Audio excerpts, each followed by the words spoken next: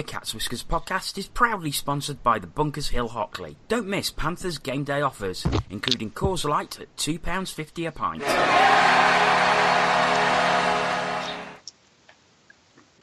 It's Thursday, the 2nd of November. It's 8:45pm. We're back from Zurich, and it's the Ask TCW podcast live.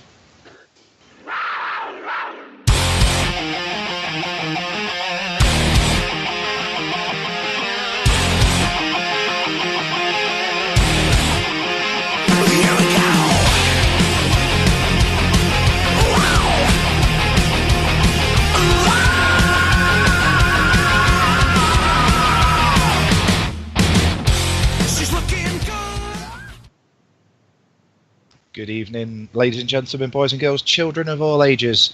As mentioned, this is this week's episode of the Ask TCW podcast. My name is Antoine Marie-Jeanne, stepping in for Aaron Lord, who is away from the team at the moment. I am joined tonight with my Zurich colleagues, Mr. Jonathan Bullard, Mr. TCW. Hello. Good evening, Antoine. Thanks for hosting this evening. It's not a problem. Tina Taylor. Hiya. And Adam Reddish. Good evening, one and all. Last but not least, we've got a bunch of questions to get through. But before we go on to that, Jono would like to read a pre-prepared statement on behalf of the TCW team. Jono? Yeah, we would. Before we start tonight, we want to pass on our best wishes to our forward Mark DeLego, who, as most people know, has returned to North America as his father is seriously ill. Family always comes first in these situations, and we wish your father a speedy recovery, Mark, and we hope to see you back in Nottingham on the ice as soon as you are able. And we would also like to pass on our deepest condolences to head coach Corey Nielsen, who lost his father late last week. For Corey to coach the team over the weekend and in Zurich shows what an incredible strength of character he has. You deserve an immense amount of respect, Corey, for what you've done, and we are deeply sorry for your loss. Thanks, Jono. If anybody wants to get in touch with us tonight, you can do so via Twitter, is probably the best option, which is at CatsWhiskersTV. That's at CatsWhiskersTV. If you've got any questions, any comments on some of the questions we are going to ask, and the panel's responses. So moving on. Question number one, guys. And I'm going to come to you, Adam, first. Okay. Is it time, and this is from Wide Boy Jr., who is at GrizzlyAdams23 on Twitter, is it time for the Elite League to re-elect a new chairman? Absolutely. That's an easy one to start with. Yeah, absolutely. It is the right time for a new chairman. It seems that we've had crisis after crisis since Tony Smith was chairman of the Elite League. And I'm just worried that now his sort of name and his stature has become synonymous with gaffes and cock-ups. And, there's only going to be one loser in that, and that's the Elite League and, by extension, UK ice hockey. So the critical thing for me is that we need an independent chairman or chairwoman. I should have said chairperson, I guess. So we need to take the conflict of interest out of things because that's causing divides and ructions amongst fans of different teams. I mean, you only have to look on social media and you see the arguments and the petty squabbles between fans of different teams because of who the chairman of the league is, and is the chairman of a current Elite League club. I personally can't think of many other sports where that would happen. I think you definitely need neutrality from someone at the top end who administers a sport. And, it's frustrating to me to see that. I mean, I don't know what happens behind the scenes, but from the fans' perspective, from my perspective, it doesn't appear that we're, as a league, in any desperate rush to find an independent chairperson to take over the governance of the Elite League. And that's annoying because I don't think it's a very healthy situation to have somebody that's deeply affiliated to one of the Elite League clubs actually running the whole league. Whilst he might have the league's best intentions at heart, then you're always going to leave yourself wide open to criticism and be vulnerable to accusations of conflict of interest and bias. So I think that it would remove all of this. Well, it might not remove all of it, but it would certainly lessen a lot of the sort of criticism that flies about towards Tony Smith as an individual. If the Elite League could find somebody independent to take over the chairpersonship of the Elite League. Adam, you touched on it there. It's just like, obviously, we're not questioning Tony's best intentions. Absolutely not. No. Tina, is it your thoughts as well? Do you think it's time for somebody new? There's been an awful lot that has covered the Elite League in, controversy just lately, and it's happened under Tony Smith's watch. I've said it before. It's happened under his watch, and I think we're sort of getting to the point now where something has got to change. It's just not. I don't know. I don't know what is the best way. Well, I know ideally what's the best way forward for the Elite League. I don't know what practically is the best way forward, because, cast your minds back not so long ago when Todd Kellman did that interview with the I believe it was Rob McGregor, one of the Elite League media officers, and he was saying the money doesn't exist to have an independent chairman. And I can well believe that. The Elite League is now rolling into yet another season without a major sponsor. There's no TV deal, so there's the whole chicken and egg discussion there. So what major sponsor wants to come in to a sport that claims to be the best kept secret, but and is going to remain the best kept secret because there's nothing. There's no medium to advertise it on. There's no visual medium to advertise it on. So, I can well believe that the money doesn't exist for that, but it's what we need. It is absolutely what we need. We need to be able to take out any, like Adam says, any bias or any suggestions of bias that may be going on. And it is time. It's well overdue, but if the money's not there, then what can you do? But there's just all these things that keep happening and rolling on in the Elite League. All these controversies, and every time there's a controversy, it just spreads like a virus over the various news channels, and it goes overseas. And once again, we're seeing ourselves in a bad light. Something's got to change, and there's a lot that has happened under Tony Smith's watch. So, there's something has to change. And Jono, any more you want to say? No, nothing more to add, but a few months ago we had a certain Mr. Brock Wilson on the show who put forward his candidacy to come in and work in the Elite League in some sort of capacity. We know he'd be neutral, and I'm sure people would say, oh, well, he's got links to the Panthers, he used to play for them, but he's got ideas, he's very enthusiastic, and I think he would be a very good chairman of the Elite League. And I think someone like Brock, or anyone who can provide an independent viewpoint would be a massive step forward. So there you go, Mr. Wilson. If there was elections, Jono Bullard has put himself right at the front of the queue to be your campaign manager. I'm going to go off subject slightly because we've had a question come in that isn't on the agenda. It's from Jerome Lucy via Twitter, and it kind of links to this one. And I'm just bringing it up on my phone. We have seen an improved DOPS after the Fretter hit. What other areas of the league need to be improved away from the ice? Jono, you might as well take that first. Well, hey, it links nicely in. I can plug my article that I wrote earlier this week. It's all in there. Cat's Whiskers Online. Go to blogs.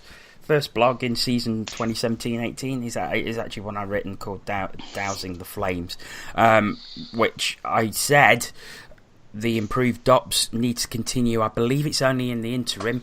Let's make them full-time, because the amount of comments that I've seen on the Fretter re-review and then on all the DOPS decisions that came out yesterday, I haven't seen one bad word against them. even from Coventry fans who've got Brett Robinson banned for 3 games, I haven't seen an outcry on social media. Maybe I'm not looking in the right places, but there isn't the usual outcry from Coventry fans like there is with any team's fans when one of their players gets a ban, because it is so well structured. Did I show you the tweet? Sorry to jump in. Did I show you the tweet, Jono? I think it was from a Coventry fan, and they said, you know what, that explanation is so good. You know, most of us Coventry fans have been going, do you know what? Actually, just increase it to 4. Yes, I saw it. I did see that one yesterday. Yeah, that was great. But it's so well structured. It's so well explained. And it's nice for the fans not to be treated like idiots for a change. They're actually treating us like fans, giving us the information that we need to hear. So you can look at it and go, yeah, that's fair enough. It's so wonderfully explained. So long may that continue. Let's not have them in the interim. Let's have them as DOPs. Full stop. The other thing I'd like to see is 4 officials. I believe we've got a question on that later anyway. That stands to reason. The other thing I'd like to see is a check to the head made an automatic match penalty, so then it gets reviewed and bans get handed out as is seen fit, because it's increasing more and more. The research I did before I did that article, I think 26.4% of all the DOPS reviews this season have been for checks to the head. And that's ridiculous. And we all know that what happens in all sports, American football, lacrosse, I believe, even football.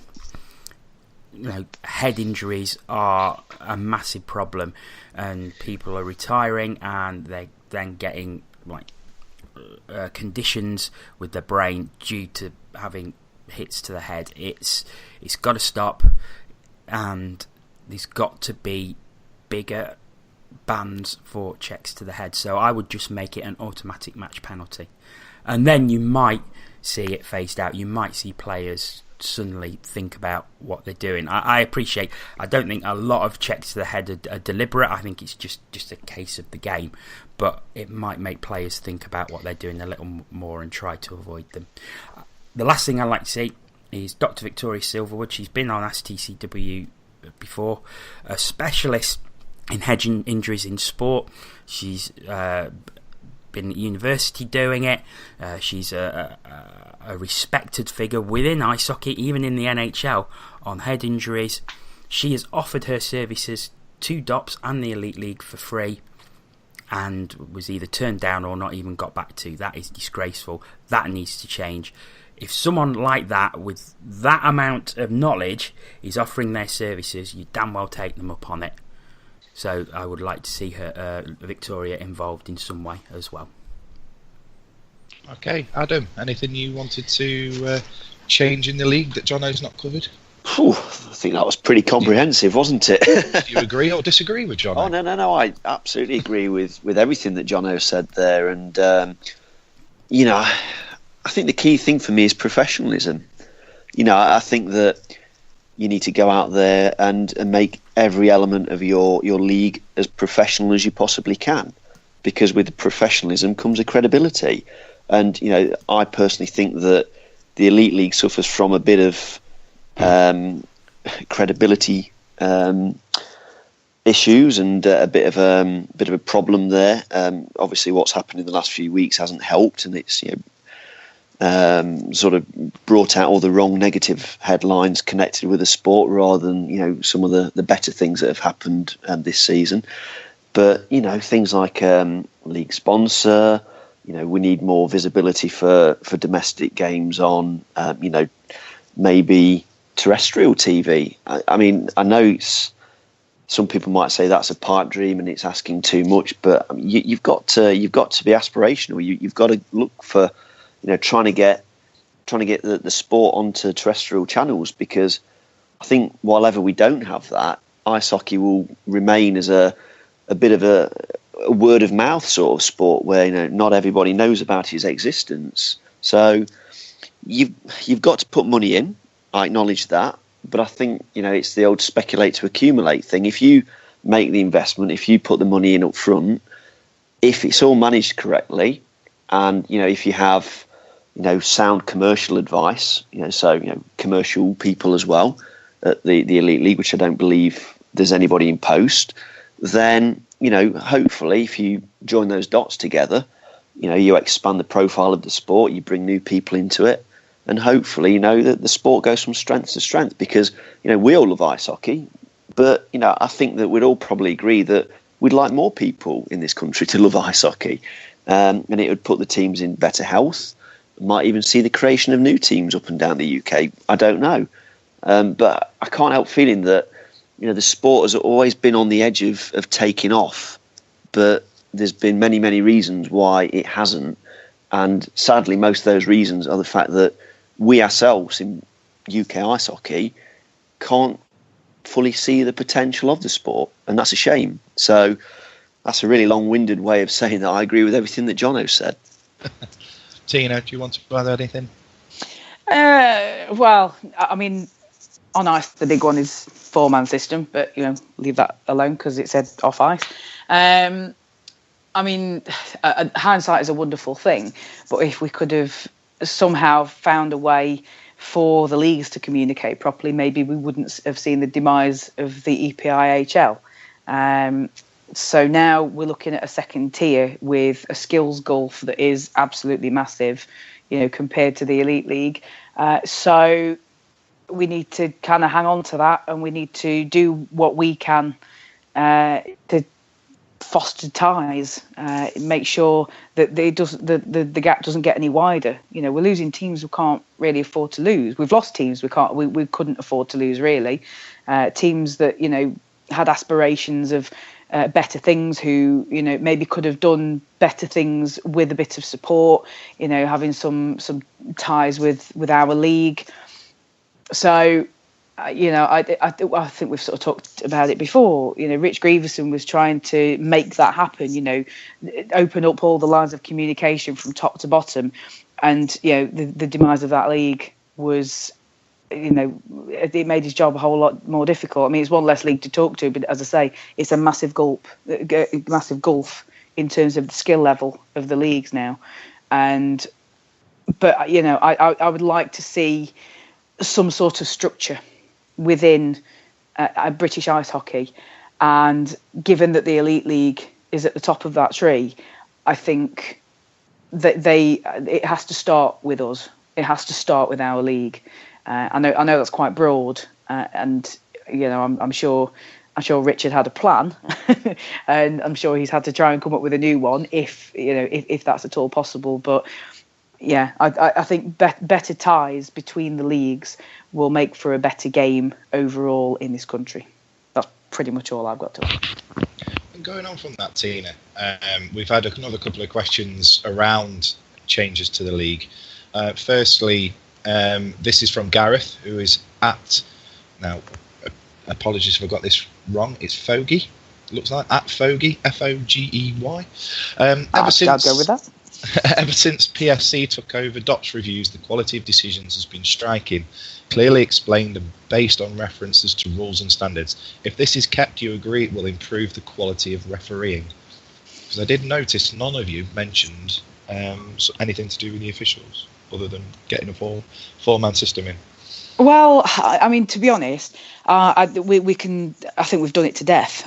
Quite frankly, the whole official system. They need help. They need assistance. The game has got just unfeasibly quick, and they still aside from the GoPros behind the goals, they still have the same tools to do their job. Yes, fine, they can adapt, and they the referees now are probably better than the referees of 30 years ago, but. They still need help, basically. But I mean, in terms of answering the question, I don't know if it will improve the quality of refereeing, but it will certainly improve the quality of the outcomes. It may, like has already been mentioned, better DOPS decisions may very well lead players to think twice before committing to what may be a dodgy hit.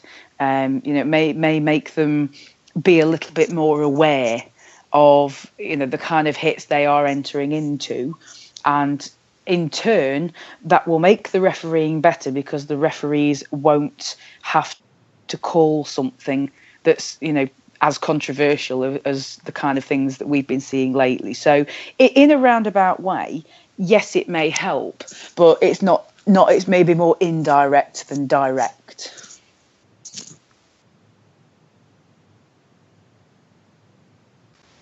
I was just muted myself then. Fantastic.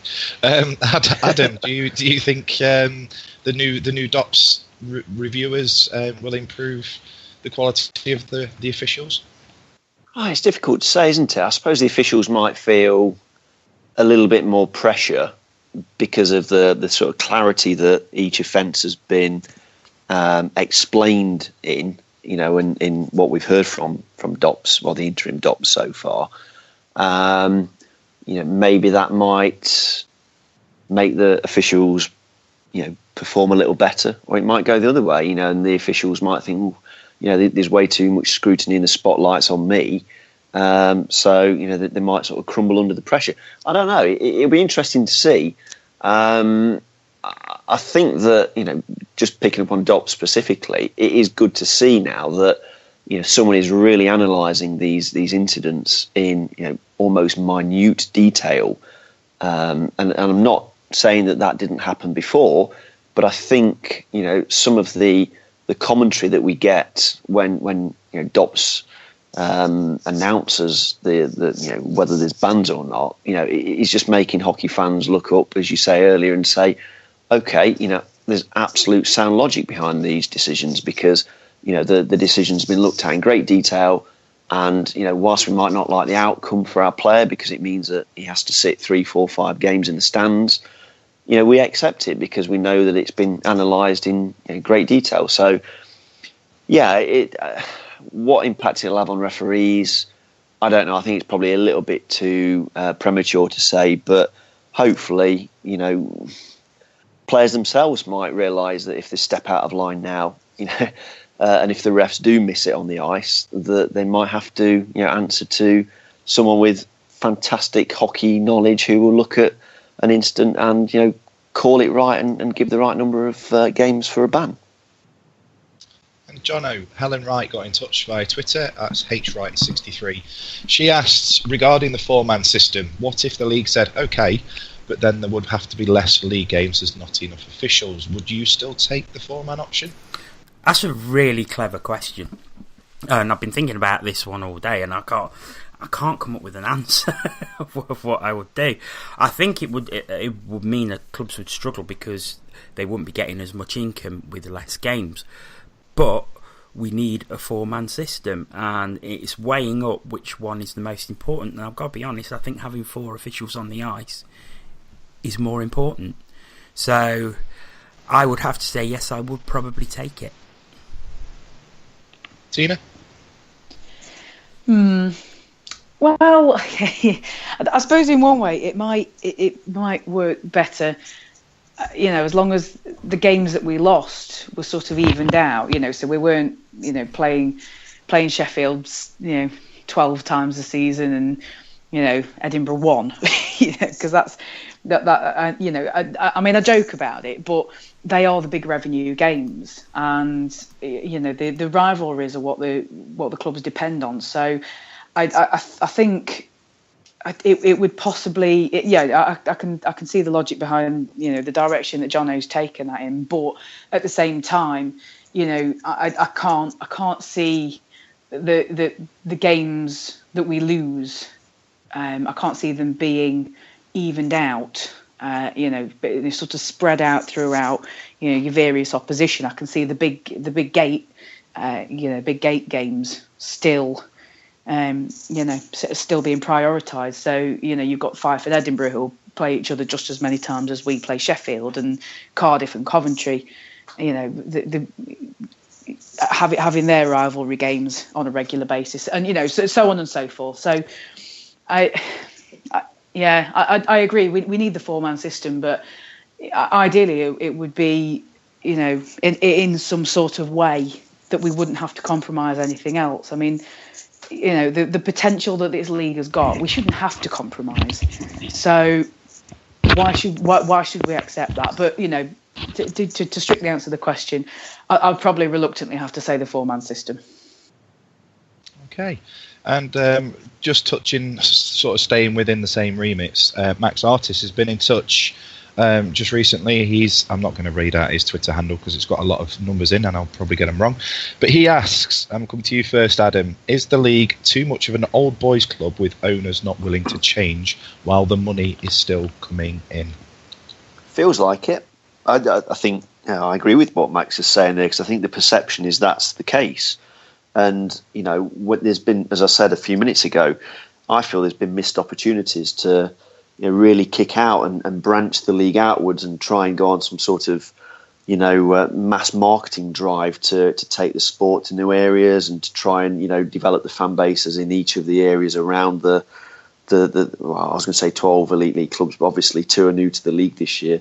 And so they're finding the feet. But, I do think it seems a little bit cliquey, and organisations, whatever you do, whether you're running a league or running a business or a PLC, you've always got to look at innovation. You've always got to keep your eye on the future. You can't afford to stay in the present or look behind you, because things will quickly pass you by. And the key thing is that UK ice hockey goes from strength to strength. And do I feel that it will, with this current set of owners and the way that the league's structured in terms of the ownership, etc.? No, I don't. So I agree with Max's point. Okay, cheers, Adam. Okay, moving on. Jono, I'm going to come to you now. We've had a few questions via the cage and a couple on Twitter regarding some bans that have been handed out recently. One of them to the interim chair of the Nottingham Ice Hockey Supporters Trust, and the other one to a Bray Clan fan who's pretty prominent on Twitter himself. Jono, you got anything you want to say on this? Yeah, we've got for a lot of criticism because we won't talk about this. There's a good reason why we won't talk about it. I think in both cases I'm led to believe that there's lawyers involved, so there's a good reason not to talk about it. And in the case of the interim chair of the Supporters Trust, none of us were at the Q&A where the alleged offences took place, so we didn't see it. Any information we've got is third hand. We've not heard from the Panthers as to why they've issued a ban. We've only heard one side, so it's very difficult to give a balanced opinion. Now, people have accused us of sitting on the fence, yada yada yada, what they usually do, but I think it's too risky a subject for us to talk about. We will talk about any hockey related issue, as we do every week on this. This is just a bit too delicate for me. As I said, I believe there's lawyers involved, and I don't want to put the cat's whiskers or the people involved at any risk of any comebacks from it. Now, if there's people who want to talk about and give their opinion on it, that's absolutely fine, that's up to them. But as I said, I am not prepared to risk this podcast, the website, everything we've done, just so people can hear our opinion on that. It's too delicate for me. I know we've talked about it amongst ourselves. We all, there's 7 of us, we all have different opinions on it, but we've all agreed that we will not talk about this at the moment until there's more clarity and until there's more information available. And that's all I'm going to say on the matter, and that's our final say on the matter. Tina, I believe you wanted to add something. Well, no, I mean, yes, but no. I mean, Jono's covered it well enough. I mean, there's just to reiterate the point. People know who we are because we do this. The Clan fan that you mentioned is not just a Clan fan. He's on the Clan's fan podcast, so he's like our opposite number up in Brayhead. And had that video been posted by somebody who wasn't as prominent in that fan base, chances are that there wouldn't have been a ban issued, because that person could just delete their Twitter account and set up a new one. I don't think anybody's paying for any kind of internet investigator to track them down. But because it was who it was, and the club know who he is, they were able to do that. So everybody knows who we are. With very little detective work, you could find us. Everybody knows what we look like. to a certain extent, most people know where we sit in the arena. So we could very easily be pointed out at any point by somebody who was looking for us, to, ban us from the arena ourselves if we stepped over the line. I'm not willing to get involved in something that has legal implications to satisfy the curiosity of people who aren't willing to do what we do. And who have probably made up their own minds anyway.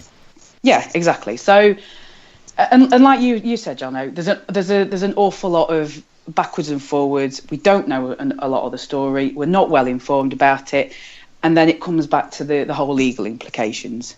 It is mightily unfair of people who are not well known within the Panthers fan base, people who don't post pictures of themselves on social media, or people who don't use their real names on social media, to expect people that do to put themselves in that position.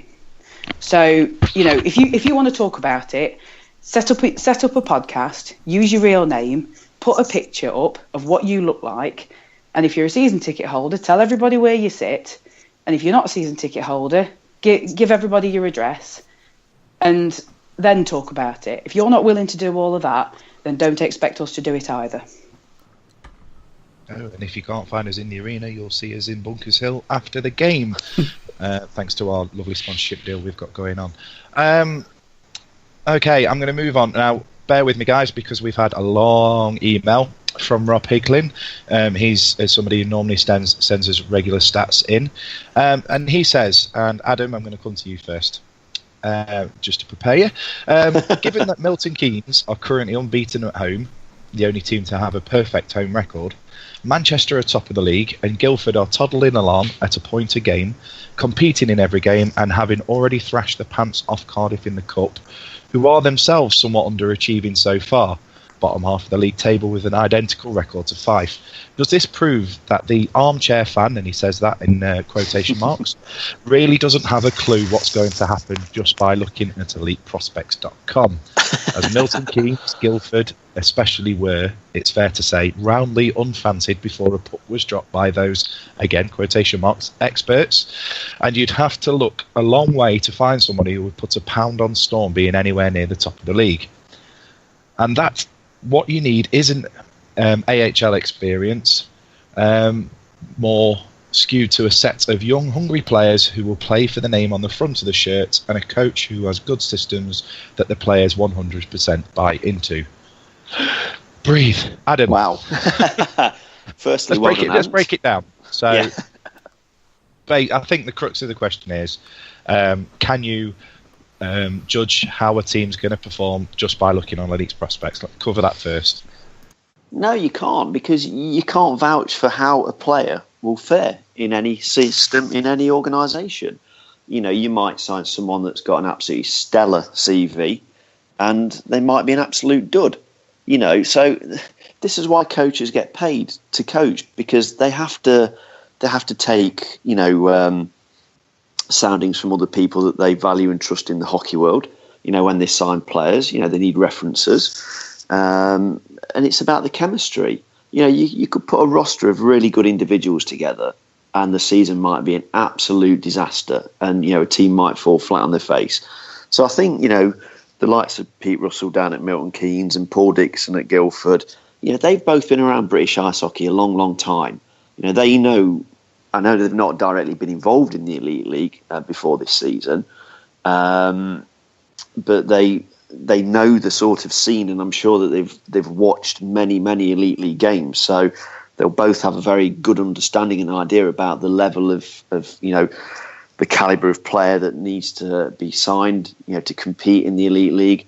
And I think they've sort of gone for what the I forgot his name now. Sorry, who's the guy that's it's Rob Hicklin. Rob Hicklin. Yeah, Rob. Rob's got it right there in terms of the makeup and the composition of those rosters. Yeah, there's a few higher end players sprinkled amongst the wider roster, but I'm sure that both rosters have got guys in there that doesn't have a stack of experience and might be still taking their formative steps in their hockey career. So that's probably the route to go. And yeah, I mean, I guess we're all guilty of being armchair critics to one degree or another. But like I said at the start, this is why coaches are paid to coach, because they take the risk. It's their necks in the chopping block, and if they don't get it right, then they carry the can. So fair play to Pete Russell and Paul Dixon, because they've put good rosters together, and it seems like they've got the right blend of experience and youthful exuberance, to set them up well and to see them through the first season, in respectable positions. And hopefully Milton Keynes won't have an unbeaten home record after Saturday. Well said, Jono. An absolutely great question. It's a brilliant question from Rob, and he makes a fantastic point. But before the season, all we've got to go on really is elite prospects, and I was one that I thought Guildford would be near the bottom. I will hold my hands up to that, but they are doing exceptionally well. Cardiff as well, not doing as well as expected. And Fife are doing well. It is, but it's all we have to go on. It's the only information we have to go on. I will disagree slightly. You do need quality in the team, and as we've seen with the Panthers this season, that bit of quality is the difference at times. Certainly in the CHL and certainly in the league games. So look at the game on Saturday. We just had that little bit more quality than Milton Keynes, which is why we won the game. But as most people know, I also work for the Lions, and the Lions have moved up a level. And they've only won one game so far this season. They have got a set of young and hungry players who play their hearts out for the shirt, for the badge on the front. But because they lack the quality that the other teams in that league have got, they find themselves towards the bottom of the league. So and that was to be expected. So it does work out sometimes. But yeah, he's right that armchair fans probably really don't have a clue. We all speculate at the start of a season, but in the end, you sort of know who's going to finish it up towards the top. However, I must admit, I think Manchester are a surprise where they are, and looking at them, I can see them being up there towards the end of the season now, which nobody would have thought they would be at the start of the season. And that nicely segues into our next question. Tina, I'm coming to you first. This is from Kiev the Great on the Cage. He says, do you think Storm are the real deal, or do you think that they've had an easier run if only 2 Erdhart games, although they did win these, versus 8 Patton and 4 Gardner? I wouldn't call it an easier run so much. I mean, teams have been sort of, call it how you like, but teams have been placed into the conferences almost by location. The Gardner Conference is all Scottish teams. The Patton Conference works slightly different in that, geographically, Manchester should be in with us, and Cardiff you would expect to sort of sit nicely in the Patton Conference, but it's not really worked out like that. So I think you can probably, and I apologise if I'm doing anybody a disservice here, but when Milton Keynes and Guildford came into this and it was decided that it was going to be a 3-conference system, I think the Erdhart and the Patton Conference were put together more through expected parity in terms of what the teams would achieve. So you have 4 games at home and 4 games away with your conference rivals. So that's where the bulk of your points come from. The thing I would say with Milton Keynes is that for their fantastic home record, they have a very poor away one. So they don't appear to be affected particularly by the level or the perceived level of opposition. At the moment, their Achilles heel seems to be the travel. So I'm just using Milton Keynes as the example. I think Manchester have probably overachieved in terms of other people's expectations of them, and I think that is fantastic for a team. I know they've got a lot of history in their previous inceptions, but they are a new team, and they want to do things. They I think they dream of bigger things. If they carry on the way that they are, I see absolutely no reason why, in maybe a season or two, depending on what happens with, we saw the news story not so long ago that, there may very well be a new rink for them. Well, I say rink, it will be an arena. It'll sort of be arena size. So if they continue on the upward trajectory that they do, that they're already on, we may very well see a reshuffling of conferences. And if that happens, I don't think they'll be out of place. And they are, they're scaring people. They're scaring opposition, and it's good for the league to have that variety. So I don't think that it's luck. I don't think that it's opposition. I think that you just have to beat the team that you're playing on the night, and that's what Manchester have done. Can't ask any more than that.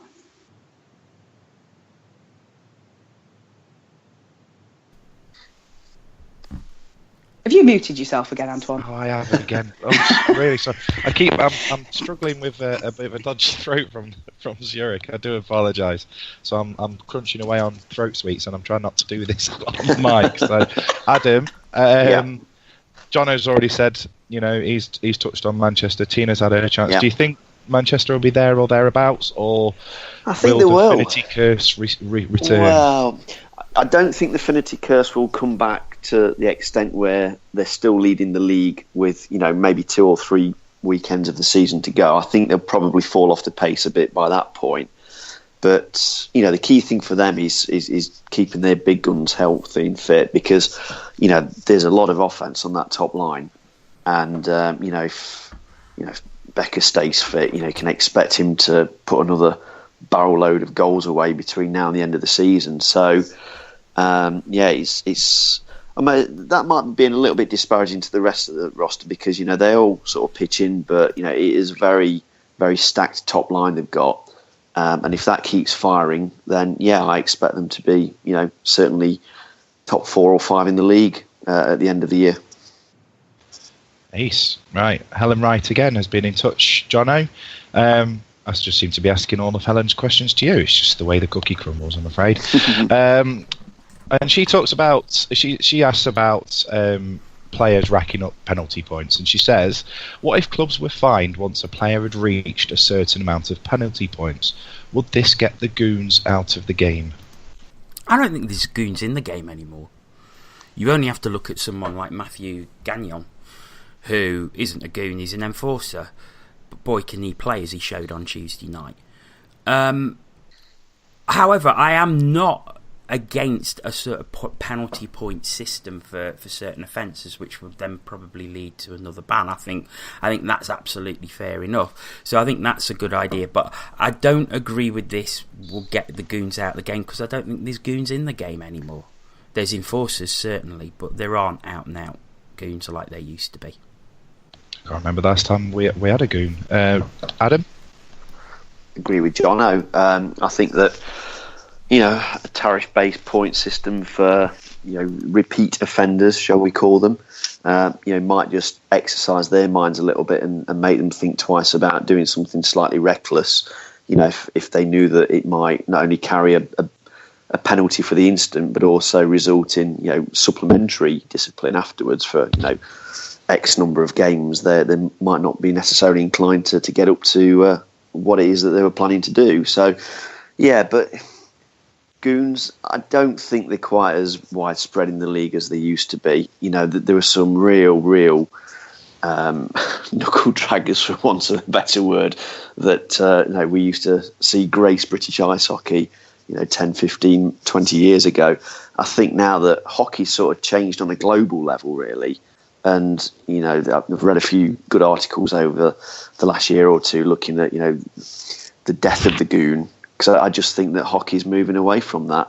That might be because of things that are happening with changes to the rules, or that, coaches are just less inclined to sign out-and-out goons. Who knows? It might be a combination of all those factors, but I don't think there are goons in the sport to the extent that there were, a decade or more ago. Fantastic. Right, Tina, I'm going to move back to the cage, and this is from Strategy1234, and he says, or she says, will ours and Cardiff's achievements in the CHL have any meaningful medium to long-term influence on how the rest of the world view hockey in the UK? Will it help with recruitment, or is it all our own, or is all our own good work overshadowed by events like the Dops farce that gives us the beer league reputation? And he says, he or she says, moves on to say, personally, I think our league gives us a much higher standard than even many of the UK fans think it is. 6 British wins out of 12 games in the group stage is no fluke. Well said, Stratty. Yes, I would agree with that. Yeah, I mean, the point is there in the question. While ever we keep having these farces happen, Dops, almost blatant homophobia, and while ever those things are making, global hockey-wide news, then we're screwed, basically. Yes, there could be what we do. What we've done in the CHL, it will do wonders for the reputation of our league, but unfortunately, I think we just keep shooting ourselves in the foot with all the gaffes that we keep seeing. I correct me if I'm wrong, but when we hosted a round of the Continental Cup not so long ago, they were ridiculously impressed with us, and that sort of stood us in good stead. There were sort of rumours flying around that we may actually host a later stage, and I think was it that same Continental Cup, or I know it was last year, wasn't it? We bid to host the later stage that eventually ended up going to Italy. I can't imagine that we won. That we lost by an awful lot. But yeah, the clue is in the question. While ever we keep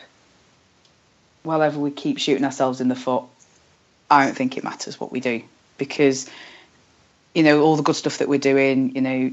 Players will want to come and play for those teams that are going to be playing in the CHL. We're still going to be seen as a stepping stone, which is a little bit sad, because I'd quite like us to be a league that players come to because they want to come, and because they think it'd be a great place to play hockey, seriously, and not just be a stepping stone, or being lured purely on the basis of the university deals, etc., etc. So I think Stratty's kind of almost answered their own question, to be honest. Jono, do you want to add anything more? I know we've spoken about it at length on last week's Dops Heavy Ask TCW. Do you want to add any more? There's nothing more really to add. We said the standard of play in the Elite League is probably the best it's ever been in the Elite League's history at the moment, and he's absolutely right. It is no fluke. Six British wins out of 12 group games. Cardiff were magnificent. We've been magnificent, and hopefully whoever follows us next season can do the same and keep up that level. But until something happens off the ice, which we've already talked about on tonight's show, and we talked about at length on last week's Ask TCW, get that governance sorted out. Get more professional, and then we will have the full package, and then I believe we can start moving to even higher planes. Fantastic. So hopefully it's us in the CHL again next season, and with Sheffield as Continental Cup winners, and maybe we'll get an extra spot because of our how well Cardiff and ourselves have done this season. So we're coming towards the end of the questions. So I'm going to go to you first, Adam, on this. And it's CHL related. Richard Martin, he asks, I believe with the backing of a full arena we can beat Zurich. Do you? And I will say my answer first, yes I do. Adam. And I echo that. Yes, I do. Why not? I really think that Zurich will probably be a little bit surprised, if they skate out onto the ice next week and see a Pac-10 IC.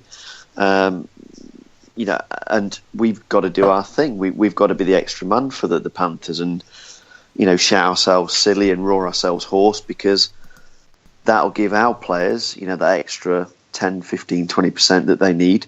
I mean, look, let's not beat around the bush. Zurich are a better ice hockey team than the Panthers. You look at the quality of their roster, and it's absolutely insane with the quality that they've got from front to back. So what we might be lacking slightly in skill and quality, we need to make up for that in heart and passion. And if the players hear the fans roaring, they'll go out and they'll think, God, this is a big deal for the club. This means the world to them. And hopefully, we might fall short at the end of it. But I think if the players give absolutely everything, there is a very good chance that we can turn that 2-goal deficit around and we can progress to the next round of the CHL, which in itself is an absolutely insane thing to say. We've even got a chance to progress past Zurich and make it into the next round is just, massive kudos to the team for what they did in Zurich the other day, because it was one hell of a performance. Michael Garnett especially. Jono, Do you think we can do it? Yeah, I think we can do it. Of course I think we can do it. Why not? Who thought we'd beat Bern 4-2? Who thought we'd beat Turku 2-0? We've done it before. We've got two goal margins at home against teams who are ranked higher than Zurich. So why on earth can't we do it? But we need that arena full. We need that arena loud, because those players need to fill up, feed off the stands. This isn't like a normal Elite League game. This isn't like your normal full house against Sheffield. This is a team that has an immensely better roster than us, an immensely bigger budget than us. So we will be up against it, as we were on Tuesday night. However, we do have the players who can get that win for us. Alex Mokshantev scored fantastic goals. Michael Garnett has been immense in that. He was immense on Tuesday night. Josh Schaller, top scorer. Brett Polini grabbed his goal. Robert Farmer's been brilliant. Every single player has played their part in getting us to the CHL. That fourth line on Tuesday night was incredible, of Lakovic, Betteridge and Lindhagen. Absolutely brilliant. So these players can get us there, but they will need as much help as possible from that crowd in attendance on Tuesday night. Now, looking at the tickets that have been sold, I would estimate there's been about 5,000 tickets sold. That needs to be a full 7,000 arena on Tuesday night. If you can get down there, get down there. The tickets are priced reasonably. They're a lot lower than normal. I believe the cheapest ticket is £10. No excuses if you can get down there. Get down there, support that team, because they will need it, and you could be part of a very, very special night that you may not forget for a very, very long time. So just to touch on that, Jono, bronze seating is a tenner, silver seating's 13 quid, gold seating's 15 quid. You can't get much entertainment for those prices nowadays. Tina, do you think we can do it, and will the fans play a part? Yes.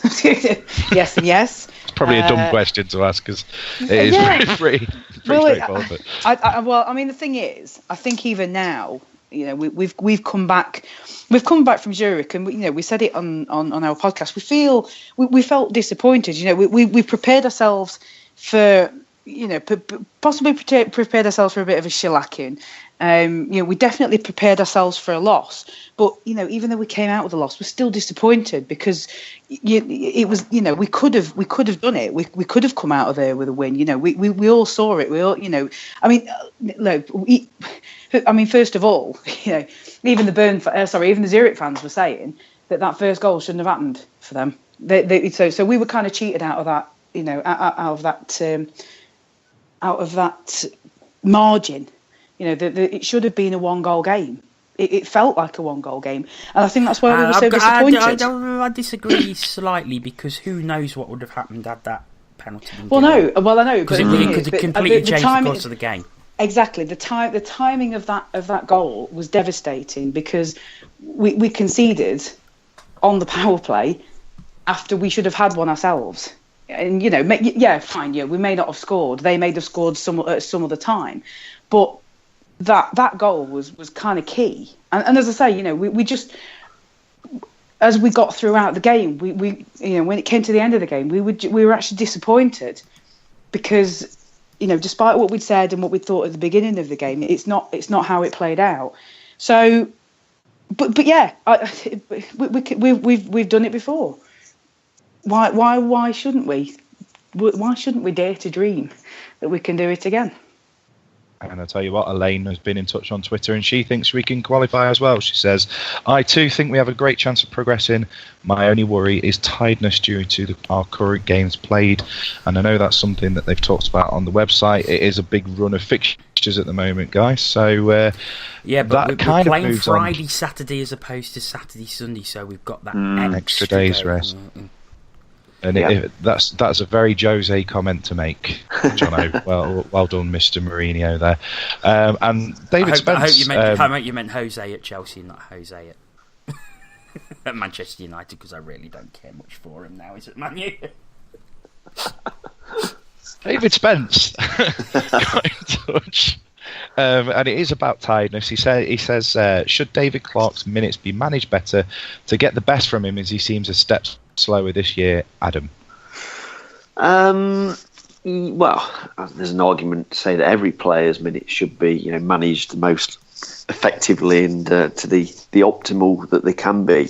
But the problem is, with Delego going, we're a little bit shorter.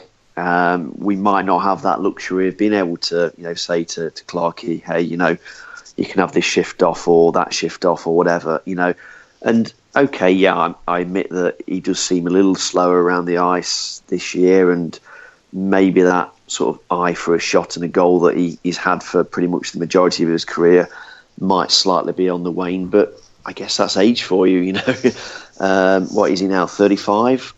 I think that if you consider that he's been a pro ice hockey player for 15 years, he's not done bad and he still looks pretty fresh. I mean, yes, he's had his injury problems over the years, but he can still contribute and he can still step up with a really important play, whether that's a pass or a goal.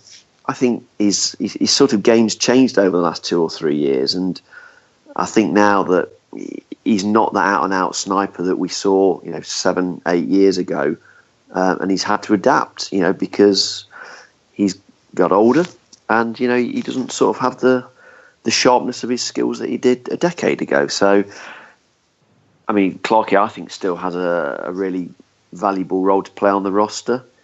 He might be thinking about what lies ahead, next year or the year beyond, but I think he's probably enthused and rejuvenated with this Champions Hockey League run, because he probably didn't think that he would be turning out at such a high level and such a great competition at his age. So yeah, I mean, managing his minutes is a good idea in theory, but I think at the moment it's more of a case of all hands on deck. So maybe later on in the season, if we get reinforcements, we can start to do that a bit. But I think for now, we'll probably have to use Clarkey in every situation that we can possibly get him into. Jono, Clarkey is a legend. No doubt. And managing his minutes better. He's obviously had quite a lot of injuries over the last couple of years. So do you think managing his minutes might see us getting a little bit more out of him? Well, I think they were, because when they had the 13 forwards before Delego sadly had to go back to North America, they were swapping him with Ollie Betteridge on his line, on that third line. So I think they have started managing the minutes, and it's obviously happened with Jonathan Weaver when we won the league that season, and it worked to great effect. And Weaver, I think, was a similar age then to what Clarkey is now. He's getting older, he's going to slow up, but he's still a massive asset to this team. We know what he's capable of. He can score great goals. He got 4 assists at the weekend. So, he was on 2 points a game over the weekend. He's still got it, but maybe he isn't as fast as what he used to be. And yeah, I think managing his minutes will probably get a lot better from him and using him in certain situations. He's a great player. And maybe if his minutes are managed a little better, then maybe we get another season out of him. Who knows? Okay, we've been going an hour, guys, so I'm going to bring the podcast to a close almost with one final question. This comes from Kenwin Jones, at Kenwin64. And I'll ask all three of you one by one. So Tina, you can go first because you've had a question off. And it says, with all your success in Europe, your being the Panthers, is the league title still the most important this season for fans? What about the club and the owner?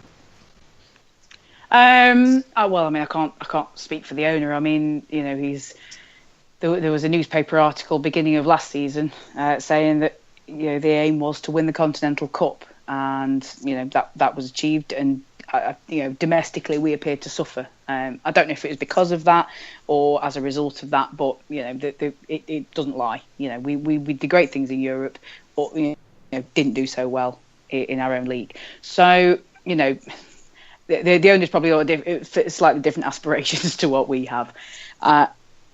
In terms of the fans, the league will. I think the league will always be the most important. I mean, yes, the CHL campaign is amazing. It's been fantastic to be involved in it. It's been fantastic to watch this team do what they've done, achieve what they've achieved.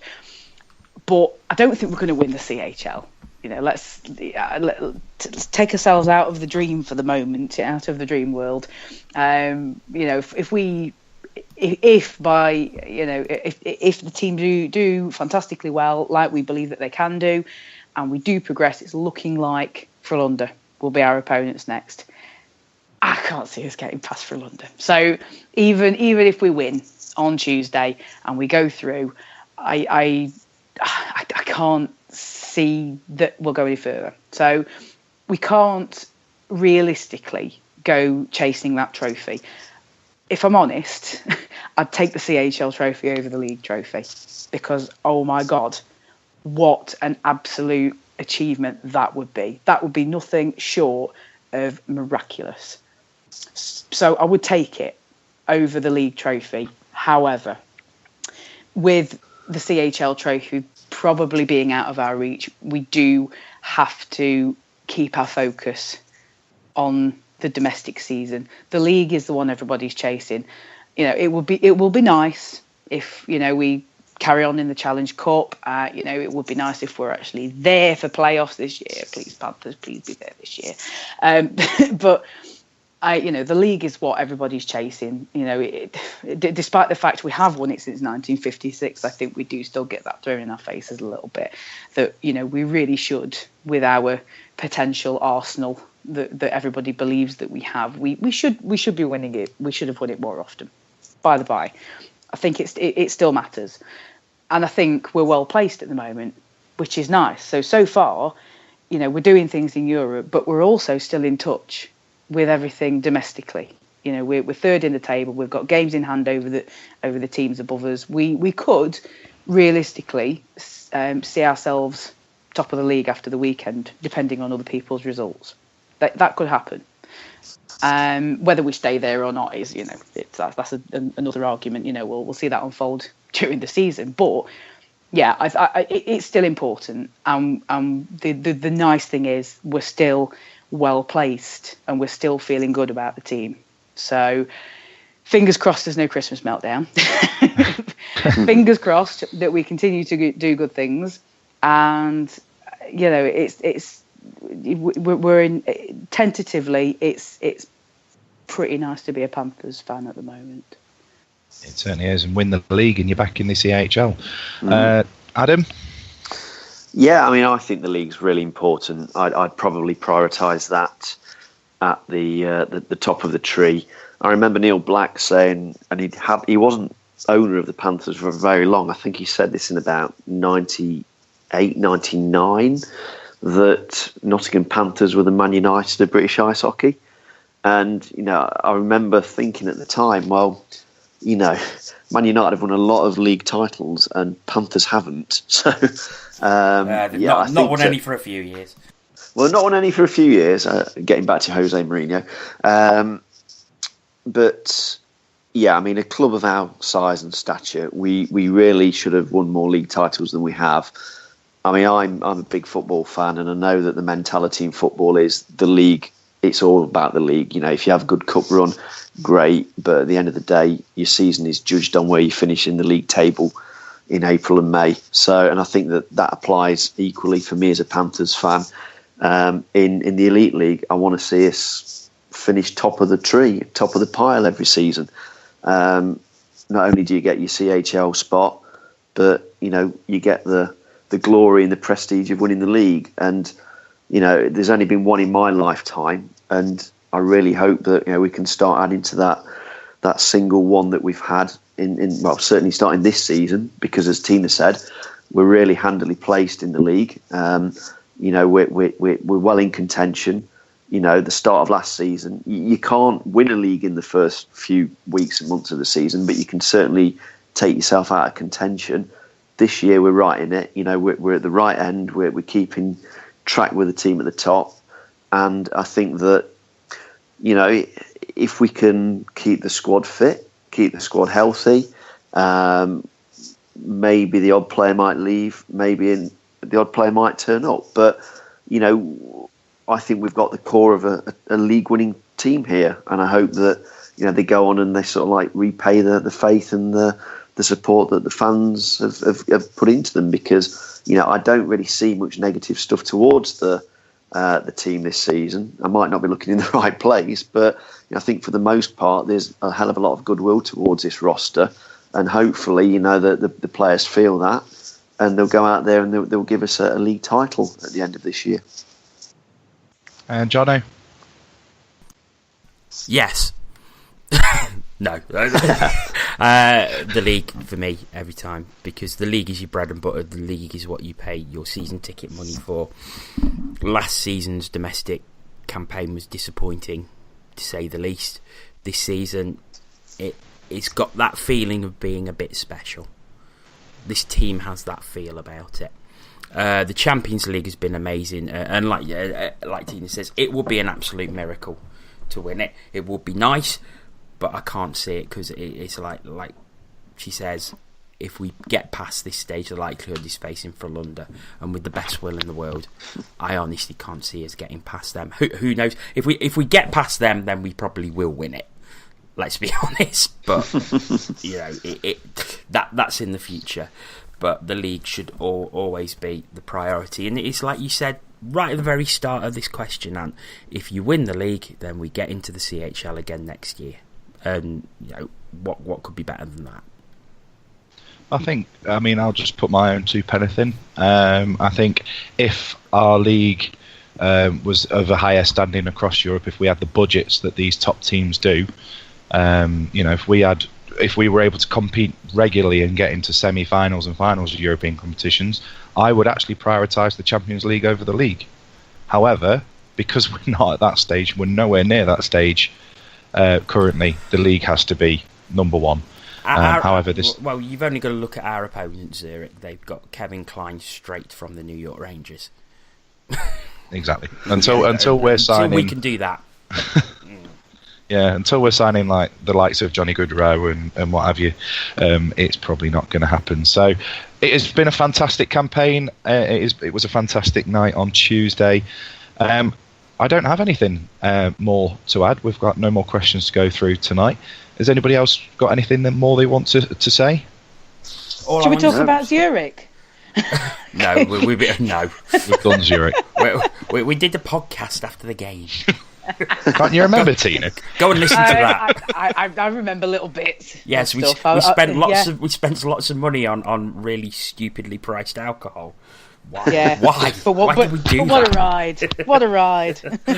No, all I will say is, if you've not got a ticket for Tuesday and you can get there on Tuesday, get your ticket and go. It's massively important that arena is full on Tuesday night. No doubt we'll be saying that again on Monday, which is our next podcast. So Panthers play Guildford at home tomorrow and away to Milton Keynes on Saturday. I believe we're all going. If anybody wants to come and chat to us, you can do. We'll be in the Bunkers Hill after the game tomorrow, and like I've just said, we'll be in Milton Keynes as well. So for the last time tonight, I'd like to say thank you to Adam Reddish. Thanks, everybody. Tina Taylor. Draw. And Mr. Cat's Whiskers, Jono Bullard. Absolute pleasure. Great to be on the other side for a change. Not a problem. Check out the website, which thanks is... to you for hosting. You've done a great job. Oh, no problem. It's nice. Hopefully Aaron will be back doing his job soon. So you can check the website out, which is thecatswhiskersonline.co.uk, and obviously give the peeps a follow on Twitter. It's at Cat's Whiskers TV. For tonight, that's it. We're done. See you on Friday at Guildford home.